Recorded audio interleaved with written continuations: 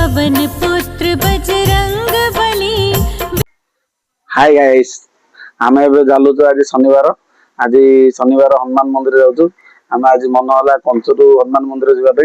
आमे आज 4 जण जाइछु। हम पवन भाई आसीबार हमर लेट करछि। आमे आगे रे जाउछु किछि समय पार्टी और लेट हबो। आमे आगे रे जाउछु चलो। हाय गाइस, हम वर्तमान आसीलु आखिरे तेल पकेइलु झाड़िबा हमर मंदिर को। हमर जण भाई भेटिलु। ओ परजु भाई तो आजी आस्ता जो बजी मो बे खाई दे बजी दिए सांग माने देखंतु एथर महावीर हनुमानଙ୍କର ମନ୍ଦିର ଦୂରରୁ ଦେଖା ଯାଉଛି। ସାଙ୍ଗମାନେ ଆମକୁ ସେ ଉପରକୁ ଯିବାକୁ ପଡିବ। ପାହାଡ ଉପରେ ଆମ ଠାକୁର ସେ ଉପରେ ଅଛନ୍ତି। ହନୁମାନ ଦେଖନ୍ତୁ ହନୁମାନଙ୍କର ମନ୍ଦିର ସେଇଠି ଅବସ୍ଥିତ। ଆସନ୍ତୁ ସାଙ୍ଗମାନେ ଉପରକୁ ଯିବା।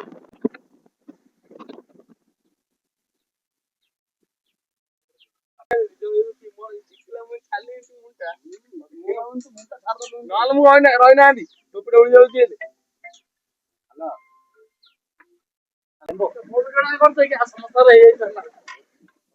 फाइनाली आम मंदिर पंचुर मंदिर पहुंचलु। आम सीढ़ी चढ़ी चढ़ी चढ़ी चढ़ी जीवु। आम समस्त भाई मैंने आसिलु मंदिर को। चलो सांग माने आम एथर मंदिर को चललु। देखु पहाड़ चढ़ी चढ़ी जावा पड़ो। आमर सब भाई मैंने चलले आगे। ए मंदिर को कौ सांग मैंने आछंती कमेंट रे लिखिबे। ए मो गाँर ना कौन आउ ये मंदिर को मान देखी देखु बहुत ऊपर को चढ़िया पड़ुछि। देखु सांग माने पूरा पाहाच पूरा सीधा। देखु एति चढ़ी सांग माने देखु पूरा गोड़ थरला पूरा पवन उठेगलानी। माने देखु समस्त हालिया हो। देखु ए हाय करो हाय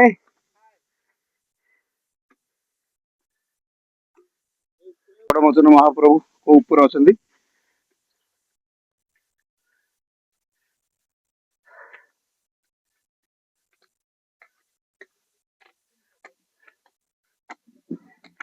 सांग माने देखु केते ऊपर केते सुंदर देखा जाउछि। देखु सांग माने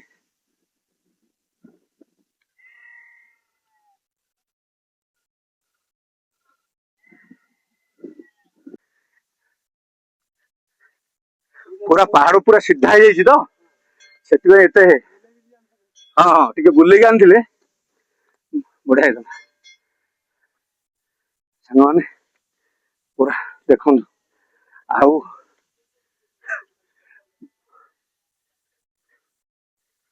देखु पूरा ऊपर पहुंची गलु।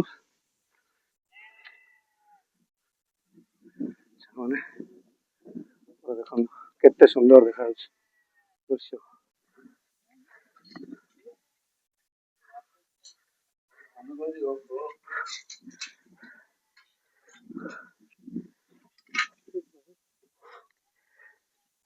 पूरा पवन उठेदेला बाप।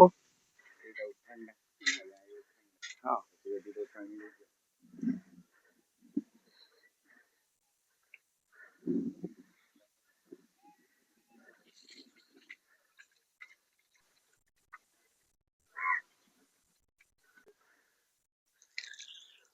देखु सांग माने ये ठाकुर पाखु जा गले गोड़ हाथ धोई जा पड़ी।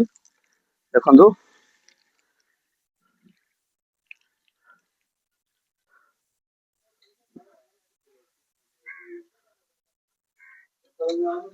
सांग माने आहार गोटे यही जलर गोटे किंबदंती अच्छी।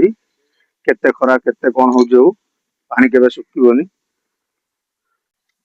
सांग माने जो पानी देखुं ये बोधे आमर समस्त लोक कहते ये हनुमान महाप्रभु आसते माने दर्शन करवा।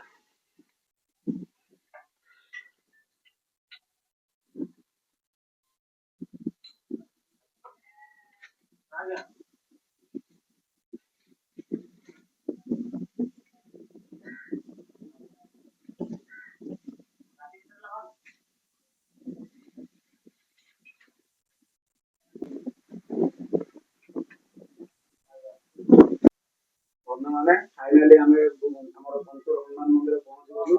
ଆଉ ପୁରା ଉପରେ ପୁରା ବହୁତ ଶାନ୍ତି ଲାଗୁଛି। ଭଗବାନଙ୍କୁ ଦର୍ଶନ ବହୁତ ଆନନ୍ଦ ହଉଛି। ଏଇ ଲୋକେସନ ଟା ବି ଭଲ ଅଛି। ଯୋଉମାନେ ଆସିନାହାନ୍ତି ଏଇଠି ଆମର ହନୁମାନ ମନ୍ଦିରକୁ ଆସନ୍ତୁ। ଉପରୁ ଆସିଲା ବେଳେ ଟିକେ କଷ୍ଟ ଲାଗୁଛି। ଉପରୁ ଚାଲି ଆସିଲେ ପବନ ପବନ ହେଇକି ବହୁତ ଶାନ୍ତି ଲାଗୁଛି। ଆମର ଦୀପ ଆଉ ମହାପ୍ରଭୁଙ୍କର ଭୋଗ କରିବା ପାଇଁ ଚାଲିଛି ବହୁତ ସମର୍ପଣ ହବ। ଦୀପ ଲାଗିବ। ଝିଅର କିଛି ହଉନଥିଲା। ଏଇଠି ଆମର ଆସିଲୁ ତାର ଦିଟା ଝିଅ ଦିଟା ପୁଅ ଜନ୍ମ ହେଲା। ଦିଟା ପୁଅ ଜନ୍ମ ହେଲା ସେଇ ଆଇକିରି ଏଟା ମାନସିକ କରି ଯାଇଥିଲା। ଗଲୁ ତାର ପୁଅ ଦିଟା ଜନ୍ମ ହେଲା ସେ ମହାପ୍ରଭୁ ମାନିଗଲା। ମନରେ 2000 ଟଙ୍କା ଦେଇକିରି ଗଲା ମହାପ୍ରଭୁ ଖୁସିରେ ଭୋଗରାଗ କରି। ଆମର ଏଠି ମହାପ୍ରଭୁଙ୍କର ଏତେ ଆତ୍ମୀୟ ଅଛି ନାଇଁ। ଆମର ଆଜ୍ଞା କିଛି ହଉନଥିଲା ହେଲା। ଫାଇନାଲି ପୂଜା ସରିଲା। ପୂଜା ସରିଲା ଆମେ ପ୍ରସାଦ ସମସ୍ତେ ଟିକେ ଟିକେ ସାରୁଛୁ। ବହୁତ ବହୁତ ଆନନ୍ଦ ଲାଗୁଛି। ଆପଣ ମାନେ ଏ ମନ୍ଦିରକୁ ଆସନ୍ତୁ। ଆଉ ଆମର ଏଇ ମନ୍ଦିରର ବହୁତ ଉନ୍ନତି ହେଲାଣି। ଏ ଲୋକେସନ ଟାକୁ ଦେଖିକି ଆସନ୍ତୁ ପଞ୍ଚୁରୁ। ସାଙ୍ଗମାନେ ଏଥର ଠାକୁରଙ୍କ ଦର୍ଶନ ସାରି ଆମେ ଫେରିଲୁ। ଆଉ ଦେଖନ୍ତୁ